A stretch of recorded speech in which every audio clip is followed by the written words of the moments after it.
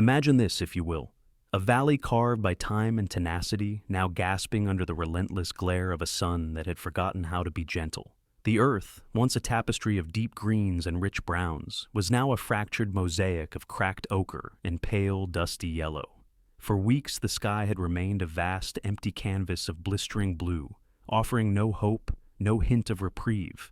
At the very heart of this dying land sat a machine, a colossal monument to human ambition, now as silent and still as a tombstone. It was called the Heart of the Valley, a massive custom-built irrigation pump, and its silence was a death sentence. Without its rhythmic pulse, the lifeblood of water could not be drawn from the deep aquifer to quench the thirsty soil. Without its power, an entire community's legacy was poised to turn to dust and blow away on the hot, unforgiving wind. This is where our story truly begins, my friends. Not with the silence of the machine, but with the deafening roar of one man's pride. His name was Marcus Thorne, and the valley belonged to him in every way that mattered.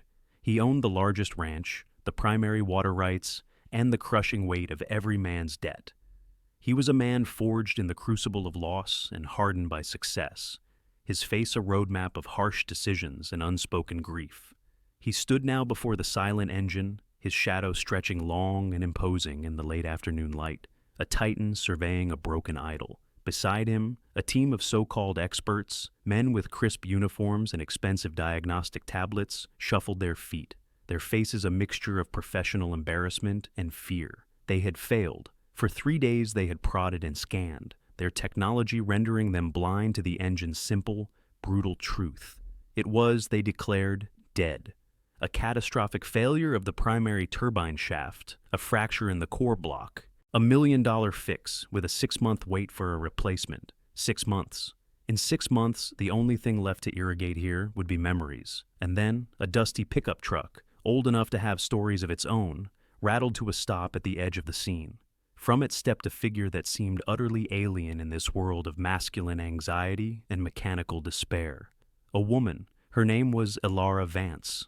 A widow, with grease permanently etched into the lines of her hands and a sorrow that had settled deep in her bones, but had never managed to extinguish the light in her clear, steady eyes. She wore worn denim and a chambray shirt, the sleeves rolled up to reveal forearms corded with a surprising strength. In her hand, she carried not a tablet or a scanner, but a simple, heavy canvas tool roll that had belonged to her father, a man who had been a legend in these parts, a man who could listen to an engine and hear its soul. Marcus Thorne turned, his gaze falling upon her like a physical blow. Contempt radiated from him, an almost visible wave of heat. His voice, when he spoke, was not merely a question, but an indictment, a deep, rumbling sound of pure disdain that carried across the parched land. "Jedediah," he barked at his aging foreman, who had been the one to summon her against all orders. "What is the meaning of this? I told you I wanted the best engineers money could buy, not the local handyman." The pause before the word, the way he spat it out, was designed to humiliate, to wound. Elara did not flinch. She had weathered storms far worse than Marcus Thorne's temper. She simply met his gaze, her own quiet and unyielding. It was this stillness, this refusal to be cowed, that seemed to ignite the true fire of his fury. He strode towards her, stopping so close she could feel the rage vibrating from him. "You," he sneered, looking her up and down. "You think you can fix what a team from Sterling Mechanical couldn't even diagnose? They have degrees, certifications, $500,000 in equipment. What do you have? A rusty truck and your daddy's old wrenches?" The mocking chorus, as if on cue, began. A few of the ranch hands snickered. One of the Sterling engineers let out a short, derisive laugh. They saw a woman out of her place, a foolish girl playing mechanic. They didn't see the legacy she carried, the intuitive genius that flowed in her blood. And this, my dear friends, is where the story pivots from a simple mechanical failure to a battle of wills, a clash of worlds. Because in that moment of public scorn, something hardened in Elara's quiet heart, and something utterly reckless took hold of Marcus Thorne's pride. He saw her unflinching dignity not as strength, but as a direct challenge to his authority, to his entire worldview. He decided, in that instant, to crush it.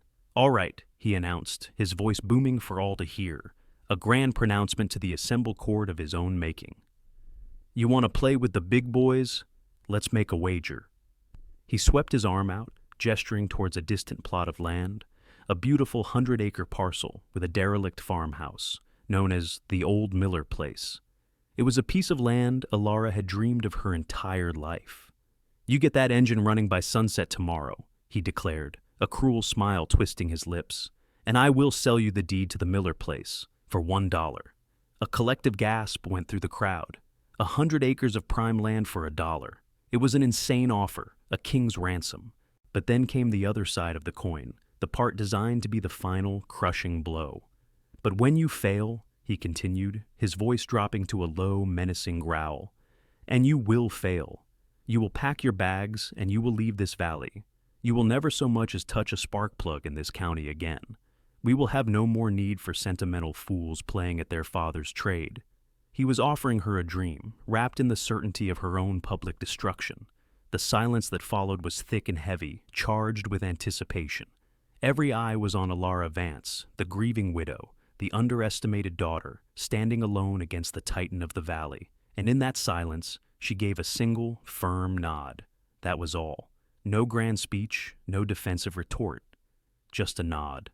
The challenge was accepted. The stage was set. And the soul of the valley hung in the balance. Let us step back for a moment to understand the man who would make such a cruel wager. Marcus Thorne was not born a monster. He was sculpted into one by grief. 20 years prior, he had been a different man, a man whose laughter echoed across these same fields, a man who worked side by side with his teenage son, Daniel. Daniel was his world, his legacy, the reason he pushed so hard and built so much. The boy had his father's ambition, but his mother's gentle heart. He loved the land, but he also loved the machines that worked it. One sweltering August afternoon, Daniel had been driving their old combine harvester, a beast of a machine that Marcus had always maintained himself. A hydraulic line, weakened by age and heat, had ruptured. The catastrophic failure caused the steering to lock, sending the massive machine careening into a deep irrigation ditch. Daniel was gone in an instant. The official report cited mechanical failure, but Marcus Thorne's report, the one he replayed in the private, agonizing cinema of his mind every single night, cited his own failure. He hadn't seen the weakness in the line. He, who prided himself on his hands-on knowledge, had missed it. From that day forward, he became a zealot for a new religion, certification. He no longer trusted his own hands, or the hands of any man who worked from instinct and experience. He trusted only degrees, schematics, and the cold, impartial data of diagnostic machines. He built a wall of procedure and protocol around his heart, believing that if he could control every variable, he could never again be ambushed by fate. This rigid, unyielding belief system was the armor he wore against his own guilt. And when he looked at Alara, with her father's old tools and her quiet, intuitive confidence, he didn't just see a woman in a man's world, he saw a ghost of his former self, a painful reminder of the man he was before his world had burned down. His contempt for her was, in truth, a twisted form of self-loathing. He had to prove her wrong, to prove that his own transformation, his own painful baptism into the world of cold, hard facts, had not been in vain. And what of Alara? Her story was one of quiet resilience, a life lived in the shadow of a great man, her father, Thomas Miller. Thomas was the kind of mechanic who seemed to be part of the machines he fixed. He didn't just read manuals, he understood the language of metal, the song of a perfectly timed engine, the whisper of a bearing about to fail. Alara had been his shadow from the time she could walk, her small hands learning to identify the feel of a stripped thread, or the right tension for a fan belt. He never treated her like a girl, he treated her like an apprentice. "An engine doesn't care who you are," he used to say, his voice thick with the smell of oil and coffee. "It only cares if you're listening." He filled dozens of leather-bound notebooks with his observations, with diagrams of custom modifications, with theories about metal fatigue that went far beyond what any textbook taught. These notebooks were her inheritance, more precious than gold. She had married a good man, David Vance, a farmer who saw the genius in her, not just the grease stains. He encouraged her, celebrated her talent, and dreamed with her of one day buying back the old Miller Place, the land her family had lost generations ago. His sudden death from a heart attack just a year prior had shattered her world, leaving her with a mountain of debt and a silence in her life that was even more profound than the silence of the great pump. She ran a small repair shop out of her garage, mostly fixing tractors and farm equipment for neighbors who still believed in the Miller name. But it was a struggle. The world was changing. People, like Marcus Thorne, were starting to trust brand names and certifications more than a legacy of skill. So, when Jedediah, his old face etched with worry, had shown up at her door, she saw not just a broken machine, but a chance.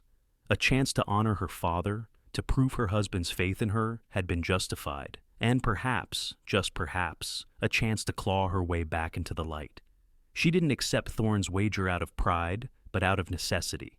It was a desperate, long-shot bid for survival, a gamble on the only thing she had left, the truth of her own competence. So there she stood before the monstrous engine, the setting sun casting the entire scene in a dramatic, blood-orange glow. The crowd of onlookers kept their distance, a murmuring circle of doubt and curiosity. The Sterling engineers packed up their useless equipment, casting pitying, sarcastic glances her way. Thorne had retreated to the porch of the main ranch house, a silhouette of judgment, watching her every move. Alara took a deep, centering breath, the hot, dry air filling her lungs. She unrolled her canvas satchel, and the familiar, comforting clink of steel on steel was like the sound of her father's voice. She laid out the tools not with haste, but with the deliberate, practiced grace of a surgeon. A heavy wrench with a worn wooden handle, a set of feeler gauges polished smooth by decades of use, and a simple, old-fashioned mechanic stethoscope. She ignored the main engine block, the focus of the Sterling team's futile efforts. They had been looking for a grand, catastrophic failure, a single dramatic breaking point. Alara knew, from her father's teachings, that the biggest machines often die from the smallest, most overlooked ailments. She placed her hands on the cool metal housing of the fuel intake manifold, a custom edition Thorne had bragged about years ago, designed to increase fuel efficiency.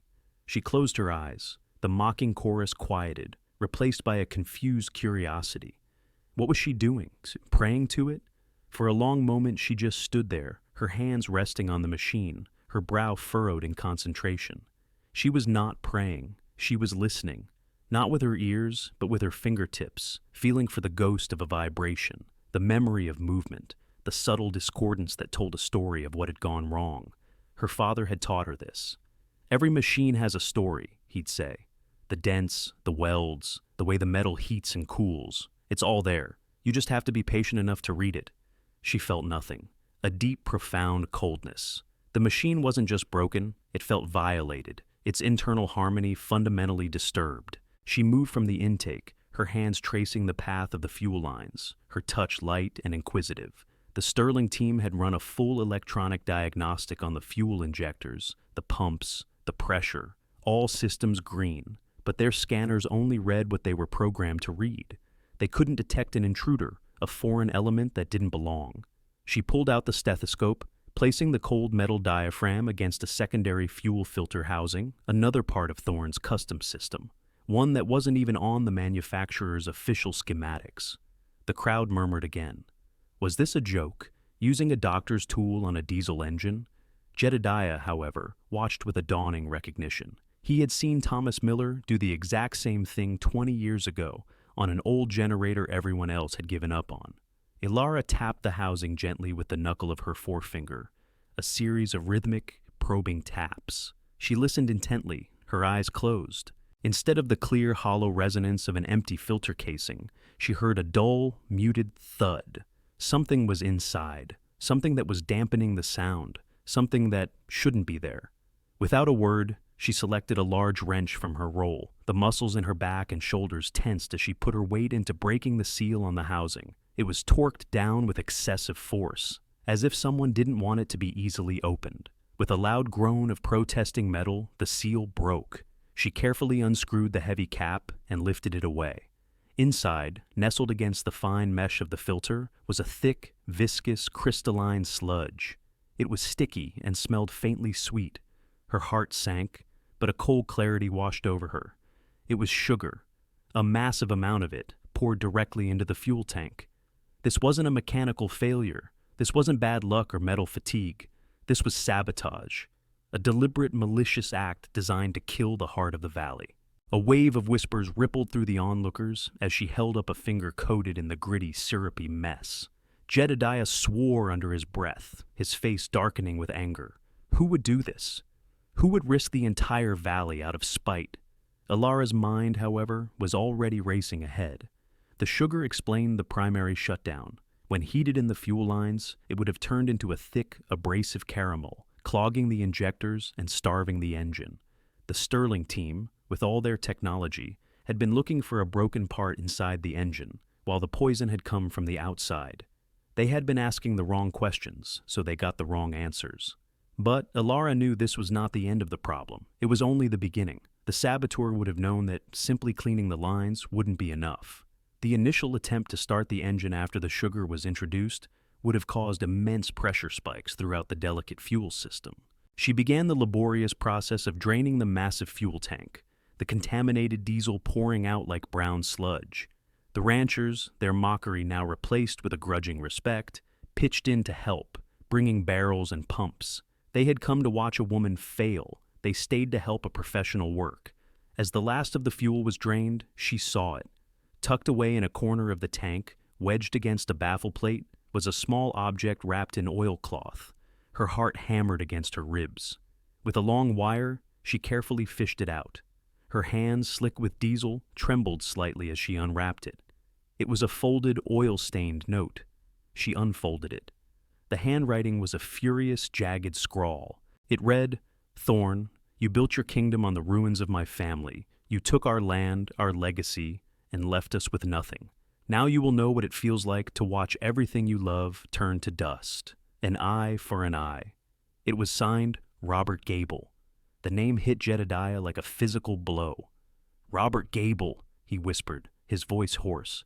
"Thorn foreclosed on his family's farm 15 years ago. It was brutal. Robert swore he'd get his revenge." Marcus Thorn, who had been watching from his porch, saw the commotion and began to stride down, his face a thundercloud of impatience. "What is it now? Have you given up?" he boomed. Alara didn't answer. She was staring at the note, but her mind was seeing something else. A complex diagram from her father's notebook, a section on custom-built, high-pressure fuel systems. Her father had written a warning in the margins. Extreme pressure variations can cause microfractures in the tertiary regulator valve. Standard diagnostics will miss it. The only sign is a high-frequency vibration, almost a hum, just before catastrophic failure. The saboteur hadn't just poured sugar in the tank. They had counted on Thorn's own engineers, in their haste, to try and force start the engine. That attempt, pushing the sugary sludge against the delicate valve, would have almost certainly destroyed it. This was a multi-layered attack, one that played on the arrogance of the experts as much as the mechanics of the machine. This was her second problem, her true setback. Cleaning the sugar was a matter of labor, but a broken tertiary regulator valve, it was a custom-milled part unique to this engine. There wasn't another one within 1,000 miles. Ordering a replacement would take weeks, long past Thorn's cruel deadline. Failure loomed not because of a lack of skill, but a lack of a single, irreplaceable part. As Thorn reached the group, his eyes fell on the note in her hand. He snatched it from her, his face paling as he read the words. The name Gable seemed to steal the air from his lungs. The memory of that foreclosure, a particularly ruthless business decision even for him, came flooding back. He had crushed that family without a second thought, seeing it as just another rung on his ladder to success. Now, the ghost of that decision had returned to burn his kingdom down. But his flicker of guilt was quickly extinguished by his pride. He saw the grim look on Alara's face and misinterpreted it as defeat. "So, you found the problem," he sneered, crumpling the note in his fist. "Sabotage. It changes nothing. The engine is still dead, and our wager still stands. Can you fix it or not?" He thought he had her trapped. He believed that without the part, she was finished. He was wrong. He had forgotten that he wasn't dealing with an ordinary mechanic. He was dealing with Thomas Miller's daughter. And Thomas Miller had never been beaten by a machine. Alara looked from the dead engine to Thorn's smug face, and then down at her father's tools. In that moment, she wasn't just fighting for a piece of land or her own reputation. She was fighting for a different way of seeing the world. A world where intuition wasn't dismissed, where legacy mattered, and where true craftsmanship could triumph over corporate arrogance. "I don't have the replacement part," she said, her voice clear and steady, cutting through the tense silence. "So, I will have to make one." A ripple of disbelief went through the crowd. Make one? A complex, precision-milled regulator valve? Out here, in the middle of a dusty field? It was impossible. Thorne let out a harsh, barking laugh. "Make one? Are you insane? That part is forged in a German factory with $1 million of equipment. You can't just hammer one out of a piece of scrap." But Alara was already moving. She went back to her old truck and pulled out a small, portable forge and an anvil, tools her father had used for custom fabrication work on the road. She found a piece of high-tensile steel from a discarded axle shaft, a piece of scrap that the Sterling engineers had probably tripped over a dozen times. She fired up the forge, the roar of the propane burner, a defiant answer to Thorne's mockery. The sun was beginning its slow, agonizing descent towards the horizon. The deadline was approaching. The air grew thick with the smell of burning propane and the impossible weight of expectation. As the steel began to glow cherry red in the heart of the forge, the world seemed to shrink, to focus on this single, determined woman. The ranchers, the foreman, even Thorne himself, were held captive by the sheer audacity of what she was attempting. This was no longer just a repair, it was an act of creation, a testament to a dying art. She worked with a focused intensity that was both beautiful and terrifying to watch.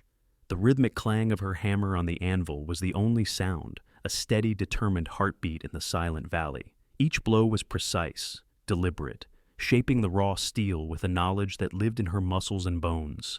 She would heat the metal, shape it, then quench it, consulting the charred, grease-stained pages of her father's notebook, comparing her work to his intricate, hand-drawn diagrams. She was not just forging a piece of metal, she was forging a new reality, one in which she was not a victim of circumstance, but the master of it. Thorne watched, his arms crossed, his face an unreadable mask of stone. But inside, a war was raging. He saw in her the reflection of the man he used to be, the man who believed he could fix anything with his own two hands. He saw the passion and the focus he had lost the day his son died. Every strike of her hammer was a blow against the cynical, brittle fortress he had built around his heart. He found himself, against his will, wanting her to succeed. The thought terrified him. What would it mean for his life, for his carefully constructed world of rules and certifications? If this woman, with nothing but her father's ghost and a piece of junk steel, could do the impossible? Hours passed. The sun bled across the sky, painting the clouds in shades of bruised purple and fiery orange. The steel glowed, was beaten, and was cooled time and again. Finally, as the last sliver of sun prepared to dip below the western ridge, she was finished. She held up the newly forged valve. It wasn't polished and perfect like a factory part, but it was strong, functional, and bore the unmistakable marks of its creator. It was a perfect match. With steady hands, she installed the new valve, her fingers moving with an unerring confidence. She reconnected the freshly cleaned fuel lines, filled the tank with fresh diesel from the ranch's reserves, and bled the air from the system. Then, she stood back. It was done. A profound silence fell over the valley. The only sound was the chirping of crickets and the frantic beating of dozens of hearts. This was the moment of truth. Alara walked to the ignition panel, her face streaked with soot and sweat, her expression calm. She looked once at Thorne, whose face was now pale, his arrogance having finally evaporated, leaving behind a raw, naked vulnerability. She turned the key. There was a groan, a mechanical cough, a shudder that ran through the massive metal frame. The crowd held its collective breath. For a heart-stopping second, there was only silence. Thorne's lips began to curl into a relieved, triumphant smirk. She had failed. And then it happened. A deep, guttural roar erupted from the engine, a sound of resurrection. The machine coughed once more, expelling a plume of black smoke, and then settled into a smooth, powerful rhythmic hum, the sound of life, the sound of hope. A moment later, a torrent of clear, cool water surged from the main outlet pipe, gushing into the dry irrigation canal. The heart of the valley was beating again. For a long moment, nobody moved. They just stared, mesmerized by the sight and sound of their salvation. The silence was finally broken not by a word, but by a sound. A single choked sob. It came from Jedediah, the old foreman, tears streaming freely down his weathered face.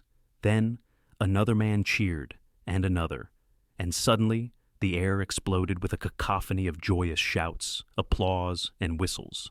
The ranchers, who hours before had been snickering at her, rushed forward, surrounding Alara, clapping her on the back, shaking her hand, their faces shining with a mixture of awe and profound gratitude.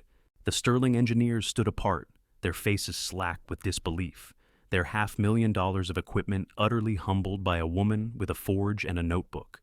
But Alara's eyes were on Marcus Thorne. He hadn't moved. He stood as if frozen, his face utterly shattered. The roar of the engine was the sound of his entire worldview collapsing.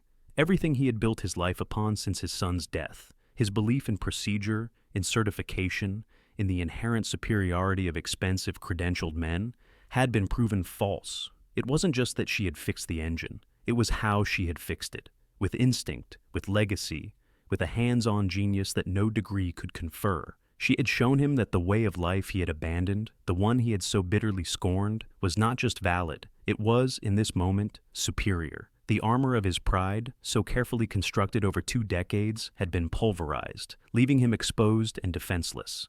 He stumbled forward, his legs unsteady, and stopped in front of her. The crowd fell silent again, sensing the gravity of the moment. He looked at the engine, then at her, then at the crumpled note from Robert Gable still clutched in his hand. The weight of his past, the ghost of his son, the arrogance of his wager, the cruelty of his words, it all came crashing down upon him at once. His face, which had been a mask of granite for 20 years, began to crumble. His eyes filled with tears.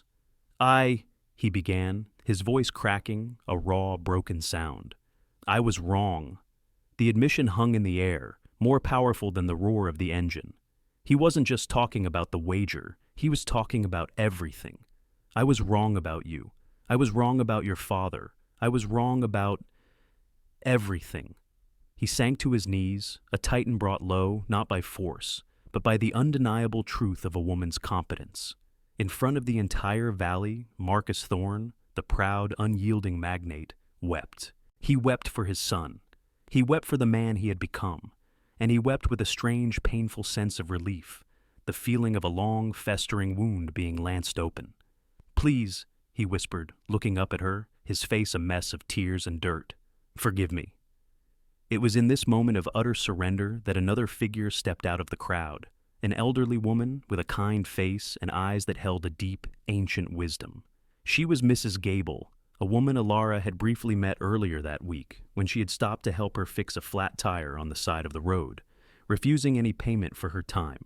No one paid her much mind. She was just one of the many small-time farmers who leased water rights from Thorne, but she was not. Robert was my brother, she said, her voice quiet but carrying an undeniable authority. The crowd gasped. Thorne looked up at her, his face a mask of confusion and dawning horror. When you destroyed my family, Marcus, she continued, her voice devoid of malice, filled only with a profound sadness, you thought you had won. But my father was a wise man. He invested what little he had left in other places. Over the years, I built on that. I am the majority shareholder of the bank that holds the note on this entire ranch. Another shockwave went through the crowd. Marcus Thorne, the king of the valley, was in debt to the sister of the man he had ruined. I have been waiting, Mrs. Gable said, her eyes now on Alara. I have been watching, waiting for a sign that there was something in this valley worth saving, some sign of integrity, of character. And you, my dear, she said, placing a gentle hand on Alara's arm, you are that sign. She turned back to the kneeling Thorne. My brother was wrong to resort to sabotage. Vengeance solves nothing, but his pain was real. Your debt, Marcus, is not just financial, it is moral, and today your payment begins. She looked at Alara. The Miller place is yours, not for $1, but as a gift. And I am prepared to invest significantly in a new enterprise, right here. A technical school to teach the skills of people like Thomas Miller to a new generation, so that this kind of wisdom is never lost. Then she looked back at Thorne. And you, Marcus, will be her partner. You will learn humility. You will learn to honor the legacy you once mocked. You will help her build a better future for this valley, one based not on pride and profit, but on competence and community. Thorn didn't protest. He simply nodded, his tears of self-pity transforming into tears of acceptance. He knew this was his only path to redemption. He stood up, and in an act that stunned everyone, he walked over to Alara, took her greasy, calloused hand, and bowed his head over it. It was not the gesture of a magnate to a mechanic. It was the gesture of a penitent to his savior. The wager was over. The engine was running. But something far more profound had been repaired that day. The broken heart of a man and the fractured soul of a valley. Let us jump forward now, my friends, 2 years into the future. The valley is transformed. The greens are greener. The browns are richer. The drought has broken, but the lessons it taught have remained. The land is no longer just a resource to be exploited, but a community to be nurtured. The Thorn and Miller Ranch, as it is now known, is a beacon of this new philosophy. The fields are thriving, utilizing innovative water-saving techniques that Alara herself helped design, blending her intuitive mechanical knowledge with modern agricultural science. The old Miller Place, once a derelict ruin, is now the heart of the valley in a way the Great Pump never could be. Its restored farmhouse is Alara's home, and its newly built workshops and classrooms are the home of the Miller Legacy Technical Academy. Here, young men and women from all over the state come to learn. They don't just learn to read schematics, they learn to listen. They learn to understand the language of machines, guided by the handwritten wisdom in Thomas Miller's leather-bound notebooks, which now serve as the Academy's foundational texts. Alara Vance is no longer the grieving widow or the underestimated mechanic. She is a leader, a mentor, a respected innovator. She moves with a quiet confidence, her hands as skilled at guiding a student's work as they are at rebuilding a transmission. She has found not just financial security, but a profound sense of purpose, honoring her father's legacy in a way she had never dreamed possible. And what of Marcus Thorn? He is a changed man. The granite has softened. The arrogance has been replaced by a quiet, thoughtful humility. He handles the business side of the ranch and the academy, his sharp mind now tempered with a newfound empathy. He is often seen in the workshops, not giving orders, but listening, learning from the very students he once would have dismissed. He and Alara have forged a partnership built on mutual respect, a powerful alliance between legacy and capital, between intuition and administration. He has found a measure of peace, a way to atone for his past, not through grand gestures, but through the daily work of building something better. His relationship with Mrs. Gable has evolved from one of debt to one of mentorship. She guides him, helping him rebuild his character as surely as Alara rebuilt his engine. The community, too, has healed. The mocking chorus has been silenced, replaced by a chorus of support. The story of Alara and the engine has become a local legend, a cautionary tale about pride and a testament to the power of quiet competence. The failed experts from Sterling Mechanical even sent a formal letter of apology and a substantial donation to the Academy, admitting they had learned more from watching Alara work for one day than they had in years of formal training. The valley is prosperous now, not just financially, but spiritually. It has learned to value the right things. So, what is the final moral of our story? Is it that a woman can do a man's job? Of course. But that is too simple a truth. The real lesson is deeper. It is about the nature of knowledge itself. It teaches us that true wisdom is not always found in textbooks or on certificates, but is often passed down, hand to hand, heart to heart. It is about the destructive nature of pride and the redemptive power of humility. Marcus Thorn believed his strength was in his unyielding certainty, but he only found true power when he had the courage to shatter that certainty, to admit he was wrong, and to embrace a world he did not understand. And Alara Vance, who began our story with nothing but a legacy of skill and a heart full of grief, showed us all that the most powerful engine is not one of metal and pistons, but the engine of the human spirit, fueled by integrity, resilience, and an unwavering belief in one's own truth. An engine can be fixed, a harvest can be saved, but a soul that is repaired, a community that is healed, that, my friends, is a miracle that can truly change the world.